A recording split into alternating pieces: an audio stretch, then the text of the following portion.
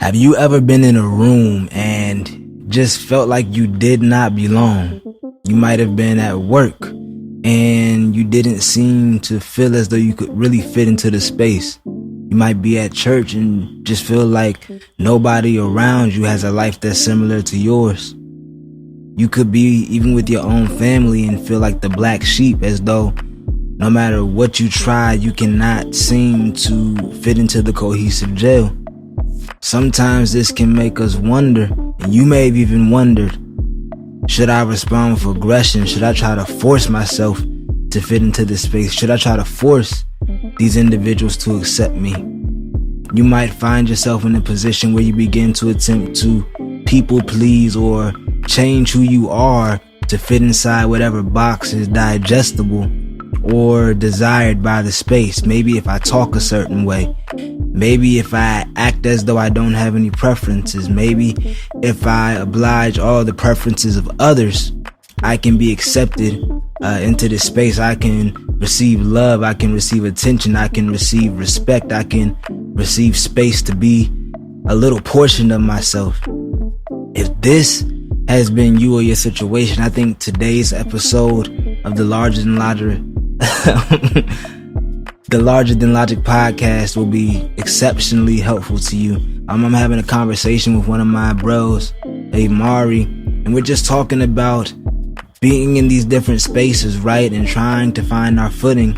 And then also some things that we've learned along the way that have helped us be more effective in the spaces that have accepted us, and stepping into those spaces as leaders, as followers, and most importantly, as men of God. And so tune into the episode today, and also share your thoughts in the comments on you navigating things like this. We love to hear your thoughts and your experience. But without further ado, let's get into the episode. I can say, oh, success is X, Y, and Z based on what somebody else has done in their life. But to then try and measure that against myself and say, oh, that's what's going to be successful. That's what success is going to mean to me. Like, I don't want that. Right. I don't want what they have. I want my own. It's like, I want my own, where it's like, it's like, yeah, you may want freedom. You may want, to control your own time, to make a certain amount of money, or have a house, or be spiritually strong, or whatever, aspect of life. But it's that recognition of, I'm not going to get to the same place they got to doing the same thing, because I'm not them. Yeah. So that's what I've been wrestling with for like the last year or so, right? Oh, you want to be in a certain room. Did you go to a certain college? And then letting that kind of imposter syndrome take over in certain instances, because it's like, do I really deserve to be here? Because I didn't do it their way of doing it. So, these are the challenges I face, but I feel like it's nuanced and it's different for everybody. I think that's real, and it's interesting. I was having a conversation with one of my coworkers about that today, but like from a different angle. So I grew up in, it's kind of crazy, but like you've heard, a lot of people have heard like PG County, but PG County is one of like the wealthiest black counties in the nation, if not the wealthiest black county in the nation. But on top of that, there's also still a lot of individuals who are disenfranchised and not making ends meet or anywhere near ends meet who live in the same county. So like, in another place where you'd have the black people or brown people or minorities and even, Caucasian people who are in, a certain area and they are struggling financially, for lack of better terms, or economically. And then you have the more affluent, demographics that are oftentimes throughout the nation are not necessarily in the black or brown community. Mm-hmm. In PG, you have the exact same situation, but everybody's black.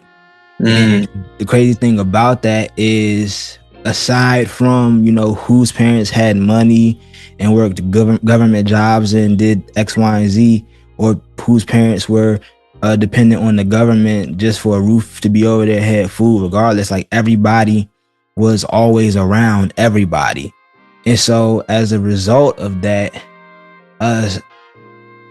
I won't say that there wasn't like, competition or comparison that still took place, but it's almost as though we lived inside of a vacuum where it's like the culture is the culture. What's good is what's good, what's bad is bad. And it's like you could be doing the best in the world. You could be the best anything, most academically excellent, the best athlete, and there's still gonna be somebody to hate on you. Like you're still getting joned on, you still gonna get tested, like people are still gonna try to play with you. And then you could be like the most poor, most academically challenged person, most unhealthy person, and you gonna get pressed out just as much as the person who has everything. And it kind of like, I think, builds mindsets like, man, no matter which way I go, no matter what I do, somebody has something to say. So like, let me just go out here and try to get it. And it's crazy because it's not until I started working in spaces that weren't like created or curated by Black people and dominated by Black people where I started to begin to think like, okay, all of these people, they're reasoning from a different place than me. They are positioning themselves different than me. They are valuing things different than what I value. But it's interesting because the results that they're getting aren't better than the results that I'm getting. The way that they're performing or how they're going about things, they're not getting any better results. And honestly, they seem in a lot of spaces like a lot less just joyful. It seems like a lot more mental unrest for kind of like the same ends. But at that same time, I begin to question if the vast majority of people that I'm encountering are playing this game this specific way and I'm not playing that game. Am I wrong for not playing the game or feeding to the, you know what I'm saying? It's like until I got into that space where, there's not more people who move and think and reason like me, is when that's when I started questioning myself more. Yeah, that's real. Where it's that cultural divide and cultural misunderstanding of, I have to, as Black men, we have to move in this world a little bit different than other folks. When we step into a space that may be more diverse or not, or the lack thereof, we play a game. It's a toss-up. Either I get along. What is it? Play along to get along, whatever the phrase may be. But what are you sacrificing in doing so? Because then that presents the concept of code switching. And now I got to bounce in between and out of my own identity to appease you. And I would say it is to make you feel comfortable with my presence in this space, because this space has been curated to bring about peace in your life, or curated in a way to bring about your own success. Or we decide to stand out, to be our own individuals and do things our own way, and run the risk of not achieving the same level of success, even though we may produce better results. When you say success, do you define what you mean by success? Like buy-in or like support or like acclaim? Yeah, I think it would be relative to the space, but let's just say success is voice. Success is having a voice in the space that you're in. Because I've seen it in instances where when like my mother, for example, she doesn't want to play the game. So she's going to come in and she's going to do it her way. But I know that she constantly struggles with having others validate her voice in the space because of her indifference, because of her difference. So for me, I would say success is having a claim or a say in what's being done, decisions that are being made. It's not necessarily like monetary or financial wealth or anything of that nature, but I think just a recognition of you being in the physical space that you're in, and being seen as a person holistically, not just a person filling a position. That's real. That's real. It's crazy.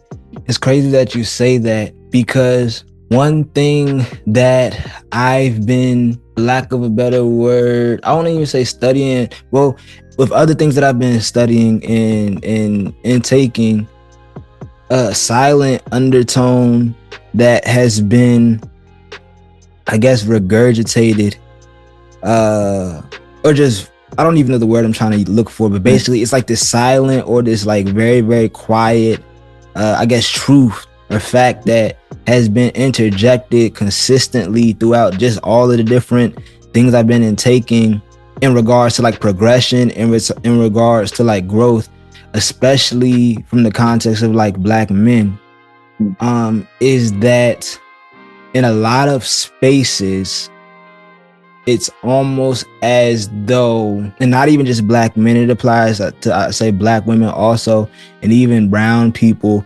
in a lot of contexts. But it's almost as though when we begin to step into spaces culturally, we aren't taught or groomed to move, of course, in the way that a lot of other individuals are. We're a lot of times taught to move in a way that, of course, does produce excellence, of course, to be compliant, to be timely, to be on top of things.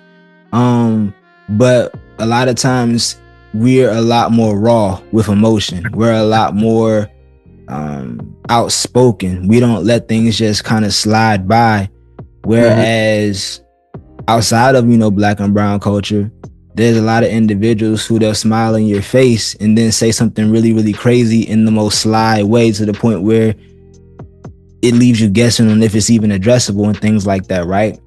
And so within those contexts also, it's like a silent situation where it's like everybody's kind of competing for exactly that. And it's so weird, but in a really real way, like when it comes to, I guess, the corporate space, and then even like some church spaces, right? Some families, it's like a competition to see who can generate the most, I guess, validation or the most acclaim or like the most clout, right?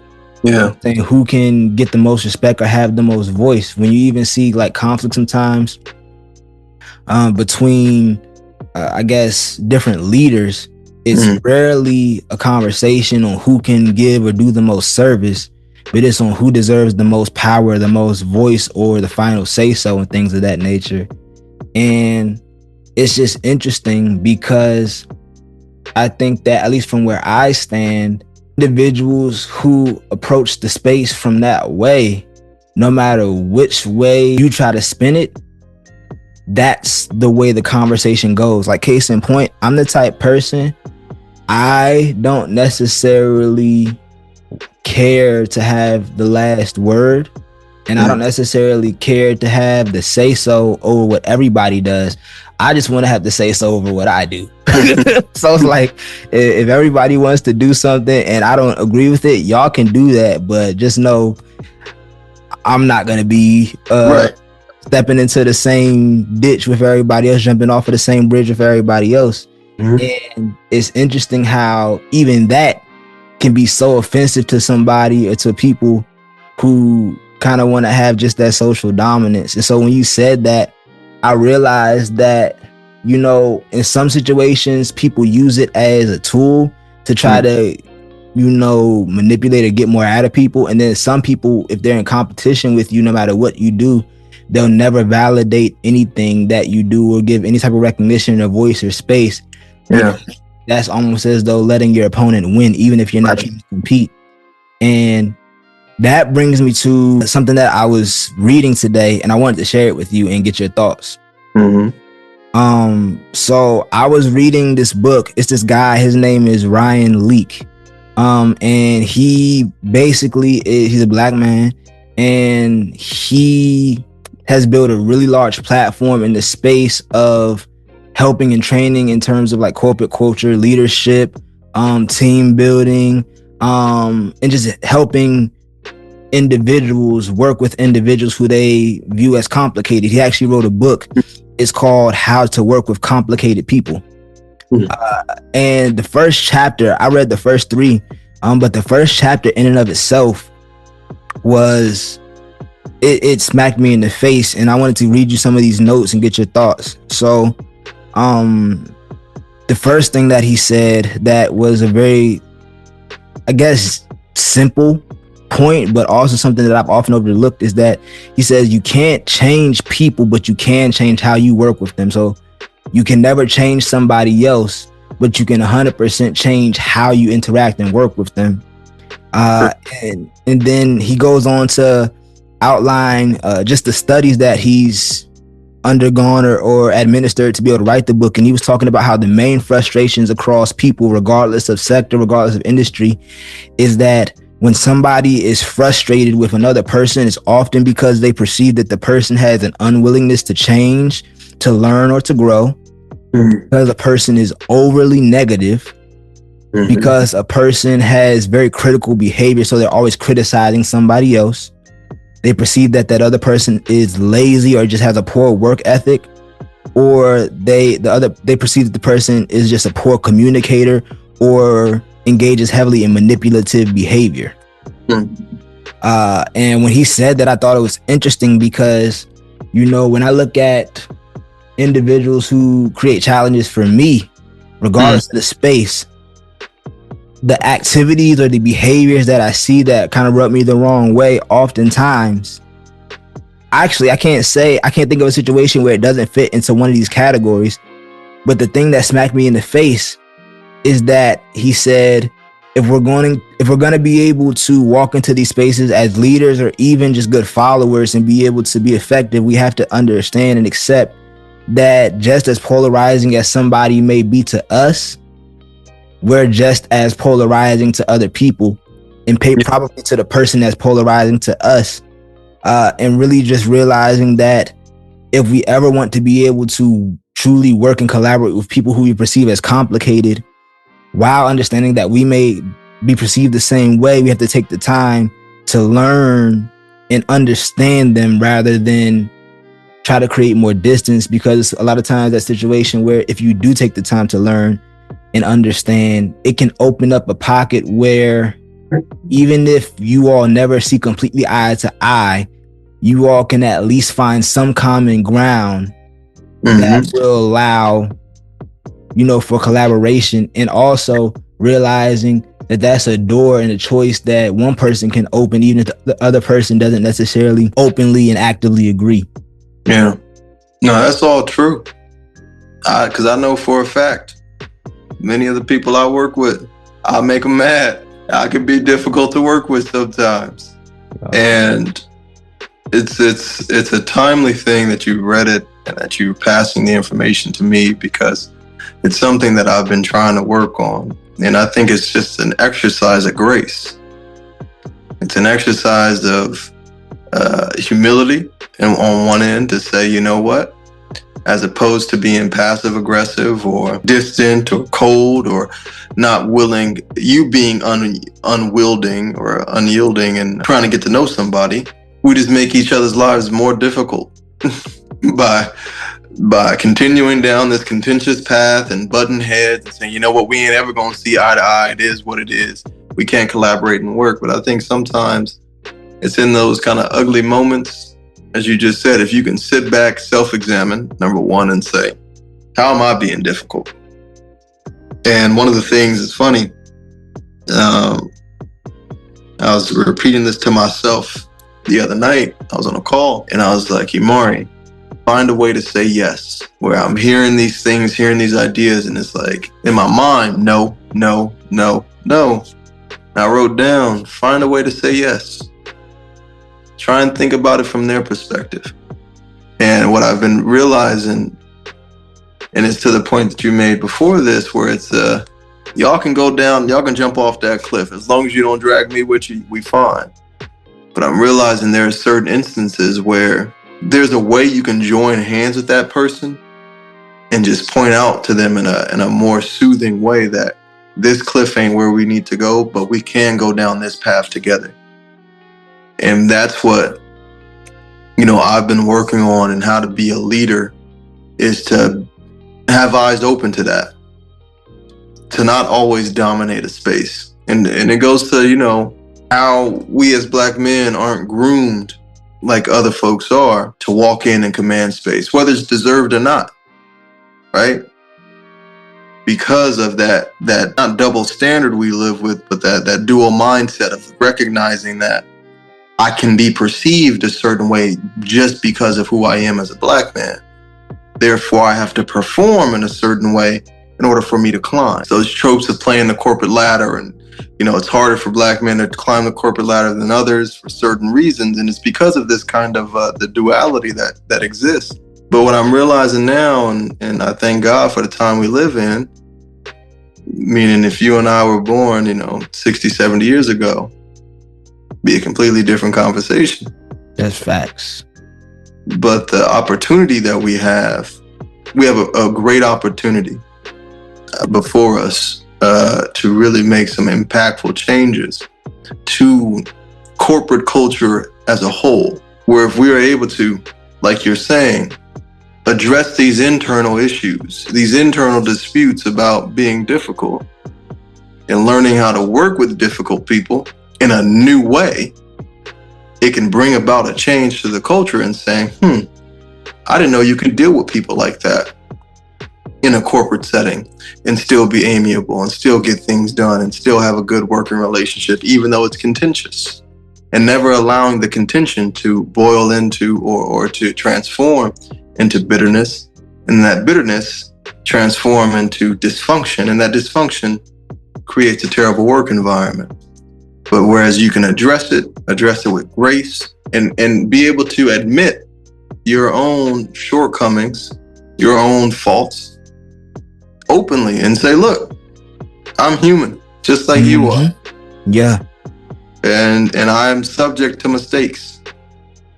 But there's always those moments to criticize, see, he got that wrong, so therefore you shouldn't trust his word. And it's like, it's not always got to be about stepping on somebody else's toes to get up. Because we can all equally shine. It's just a matter of when you have a skill set that somebody else doesn't have, you will outshine them naturally. And sometimes it is what it is. And I think jealousy and envy can it'll turn into bitterness, and that bitterness, it all becomes dysfunction at the end of the day. So that's all timely. Everything that you just said, everything in that book is spot on. I think this really, I agree. I think that the crazy thing that hit me like a train in the chest when he said that was realizing that because of how I grew up and because of how I was groomed and just what I was exposed to at a young age, I began to, I don't even want to say lose respect for what others thought or what they thought was important or value to could bring to the table. Yeah. But I got to a place where I put blinders on because the people that I was around, the situations that I was around, and the things that I was facing put me in a position where listening to the thoughts or getting wrapped up or engulfed in the things of others around me would do no good. It would only derail me, get me into trouble, put me into a worse place mentally, spiritually, or physically. And so I put blinders on and learned to be able to function and have conversations in X, Y, and Z, but stay so zeroed in on what I'm doing and stay so zeroed in on what I think and trying to learn something new to move forward, that I began to kind of exclude people from my growth process, moving forward process. And I was only able to work well on teams with other individuals who were just as self-driven. And how we would work well is they would have a task to complete, I would have a task to complete, we would all complete our tasks and then come together. But if it was a situation where things had to be truly, collaborative, like we had to mix thoughts and opinions, we had to mix methodologies and things like that, I would struggle because other individuals, of course, inherently being a different person, would approach these things differently than me. And I just realized today when reading that it could be from a place of trauma, it could be from a place of just cognitive dissonance, but did not realize how I had grown to a point where I could respect what somebody else thought, but I couldn't accept it necessarily. I could, value what somebody says, in that if that's what they want to do, I'm not going to try to stop them, but also adopting a mindset that says I'm not even I'm not open to receive what this other person has to say on not everything, but the vast majority of things, because I don't believe that they're reasoning from the same place that I would reason. I don't believe that they're prioritizing from the same place that I would prioritize. And because they don't have the same basis as me for wanting to do or achieve, or they don't even have the same idea of a perfect or good end result as I do, because these things don't line up. I got to a place where it's like I don't really trust what they have to say. Yeah. Or I can't accept what they have to say. And I will say, as a follower of Christ, as a disciple, when it comes to, morals, ethics, concepts of sin, right versus wrong, I don't think that's necessarily something that should waver or change. I think everything should be drawn back to the scripture, of course. But when it comes to things that aren't necessarily, spiritual matters, when it comes to literally just methodology, when it comes to work projects, when it comes to community outreach efforts, when it comes to even talking to my wife about what we're going to eat and how we're going to do this and how we're going to do that, it's like these aren't necessarily things that I should be closed off to. This person has grown into a full adult in the exact same room and space that I'm in. Yeah. Their experiences and where they've come from have got them here. And so how did I get to a place where we're both in the same space, but I still somehow came to the conclusion that I can't accept the vast majority of what they say, or even the good parts of the example that they set, because I assume or have presupposed that I don't want to be in their shoes in any way, form, or fashion, even the good parts. You know what I'm saying? If I'm saying that a good way. No, you are. And it's, as you've been talking, it made me self-reflect about so much in the decisions that I've made in the last just 2 weeks, where I've got these blinders on, or when someone just opens their mouth, my ears close. And it's like, well, how did I ever get to that point? And I wonder, how much of it does go back to trauma? How much of it does go back to previous experiences where your voice was shut out? You weren't validated. Therefore, when I got my authority in my voice, I don't need nobody else's input.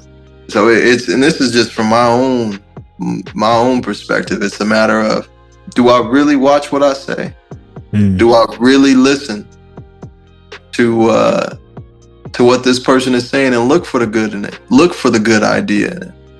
But why am I automatically standing in opposition when I haven't even listened, when I haven't even heard? And it's a question where it's a matter of what previous experiences have caused me to make me feel this way. And I'm trying to unpack those experiences.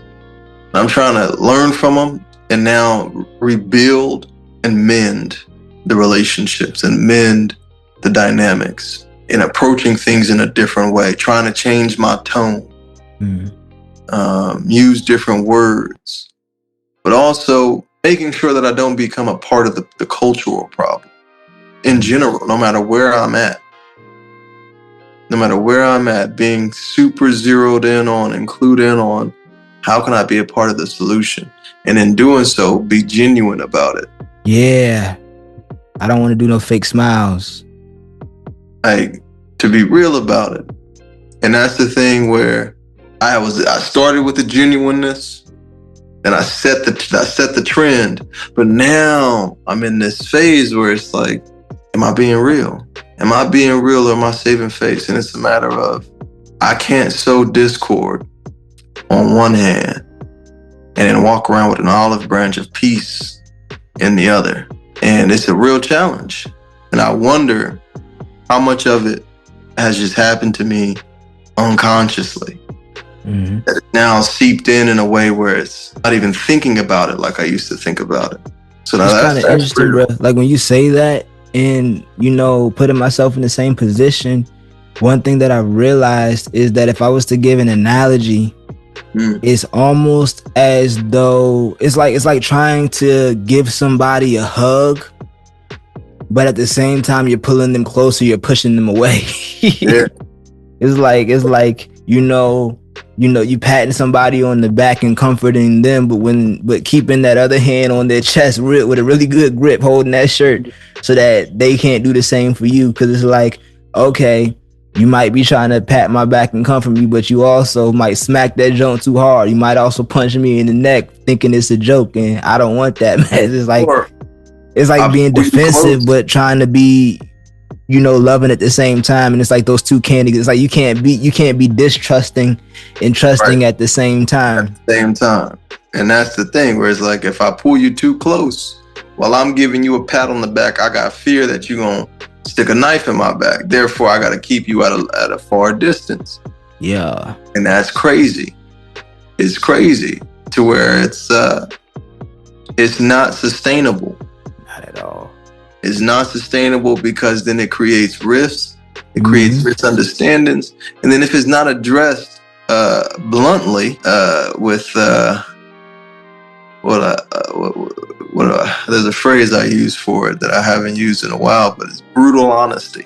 To be brutally honest, where it's almost you take this selfish position of putting all of your thoughts out there to be criticized, to be judged, but it's being brutally honest about a situation, about a dynamic, about a shift in a dynamic, whereas opposed to letting a rift happen or someone distance themselves slowly, you address it and you just call it out for what it is, and you sit in that uncomfortability and you wrestle with it, with that person, with that individual, and it's not easy because you're leaving yourself open to an attack. And it's that fear of, well, I'm going to open up here. I'm going to pull you close to embrace you in this brutal honesty. But it's the trust for you not to stab me in the back through it all. And it's tough. It's tough. It definitely is. And it's crazy because he talked about that in the book today.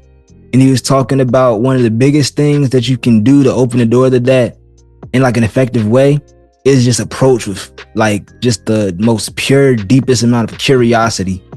It's like, rather than having an expectation of what you are, what you will be, being curious enough to truly find out. Ask the question that'll lead to the opportunity to actually see. Yeah. And being willing to, like exactly how you said, sit with that uncomfortability. If it's awkward, if it's silent, and talking about how anything that's new, oftentimes, as we were talking about a couple days ago, like you gain confidence, you gain surety through that consistency of practice. It's not new things don't always feel comfortable. Thank you all for tuning into another episode of the Large and Logic podcast. Don't forget to subscribe and share this with a brother, with a cousin, or a friend. All right, y'all. Peace.